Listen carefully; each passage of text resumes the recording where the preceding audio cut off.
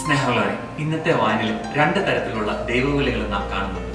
ഒന്ന് ദൈവം യോനാ പ്രവാചകനെ വിളിക്കുന്നു, മറ്റേത് യേശു തന്റെ ആദ്യ ശിഷ്യന്മാരെ വിളിക്കുന്നു. യോനാ പ്രവാചകൻ ദൈവത്തിന്റെ വിളി കേട്ട് ദൈവത്തിൽ നിന്ന് ഓടി അകലാൻ ശ്രമിക്കുന്നതും, ആദ്യ ശിഷ്യന്മാർ യേശുവിന്റെ വിളി കേട്ടിട്ട് യേശുവിന്റെ പിന്നാലെ തൽക്ഷണം എല്ലാം ഉപേക്ഷിച്ചു പോകുന്നതും നാം കാണുന്നുണ്ട്. ജീവിതത്തിലെ അവസരങ്ങളെ അനുഗ്രഹങ്ങളാക്കണോ അതെയോ അസ്വസ്ഥതകളാക്കണോ എന്ന് തീരുമാനിക്കുന്നത് നാം തന്നെയാണ്. നമ്മൾ കേട്ട് പരിചയമുള്ള ആ കഥയുണ്ടല്ലോ, രണ്ട് ചങ്ങാതിമാർ യാത്ര ചെയ്യുകയാണ്. യാത്രാമധ്യേ അവർ തമ്മിൽ എന്തോ പ്രശ്നം ഉണ്ടാകുന്നു. ഒരുവൻ മറ്റൊരുവനെ തല്ലുന്നു. തല്ലു വാങ്ങിയ സുഹൃത്ത് അവിടെയുള്ള പൂഴിമണലിൽ ഇപ്രകാരം എഴുതി: ഇവിടെ വെച്ച് എന്റെ സുഹൃത്ത് എന്നെ തല്ലി. അവരുടെ യാത്ര അവർ വീണ്ടും മുന്നോട്ട് നീങ്ങുന്നു. പോകുന്ന വഴിക്ക് ഒരു പുഴ മറികടക്കേണ്ടതായിട്ട് വരുന്നു. മറികടക്കുന്ന മധ്യേ തല്ലു വാങ്ങിയ സുഹൃത്ത് പുഴയിൽ വീഴുന്നു. മറ്റു സുഹൃത്ത് അദ്ദേഹത്തെ രക്ഷിക്കുന്നു. രക്ഷപ്പെട്ടു വന്ന സുഹൃത്ത് അവിടെയുള്ള കല്ലിന്മേൽ ഇപ്രകാരം കൊത്തിവെച്ചു: ഇവിടെ വെച്ച് എന്റെ സുഹൃത്ത് എന്നെ രക്ഷിച്ചു. അവരുടെ യാത്ര അവർ വീണ്ടും തുടർന്നു.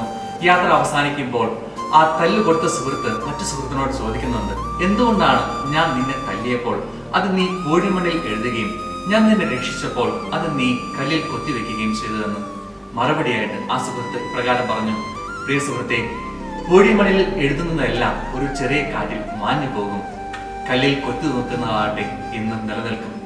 സ്നേഹമുള്ളവരെ, നമ്മുടെയൊക്കെ ജീവിതത്തിൽ ഒരുപാട് തരത്തിലുള്ള അവസരങ്ങൾ കടന്നു വരാറുണ്ട്. സങ്കടങ്ങളുടെ, വേദനകളുടെ, ബുദ്ധിമുട്ടുകളുടെ ഒക്കെ ഈ അവസരങ്ങളിലൊക്കെ നമ്മുടെ ജീവിതത്തിൽ ഉണ്ടാകുന്ന ചിന്ത ഇപ്രകാരമായിരിക്കണം: ദൈവം ഇതെല്ലാം നോക്കി കാണുന്നുണ്ട്. ദൈവത്തിന്റെ സാന്നിധ്യം ഒരു മന്ന മാരുതൻ പോലെ നമ്മുടെ ജീവിതത്തിലെ സങ്കടങ്ങളെ, ദുഃഖങ്ങളെ എല്ലാം മാറ്റിക്കളയും എന്നൊരു ഉറപ്പും ഒരു വിശ്വാസം നമ്മുടെ ജീവിതത്തിൽ ഉണ്ടാകണം. പ്രകാരം തന്നെ ദൈവം നമുക്ക് നൽകിയിരിക്കുന്ന അനുഗ്രഹങ്ങൾ, കൃപകൾ, വരങ്ങളൊക്കെ അതിനെക്കുറിച്ച് നമ്മൾ ധ്യാനിക്കുകയും അത് ഒത്തിരി ഉത്തേജിപ്പിക്കാൻ നമ്മൾ ശ്രമിക്കുകയും ചെയ്യണം. അങ്ങനെ നമ്മുടെ ജീവിതത്തിൽ ഓരോ അവസരങ്ങളും നമുക്ക് അനുഗ്രഹമാക്കി മാറ്റാൻ പരിശ്രമിക്കാം. ദൈവം നമ്മെ ഓരോരുത്തരെയും അനുഗ്രഹിക്കും.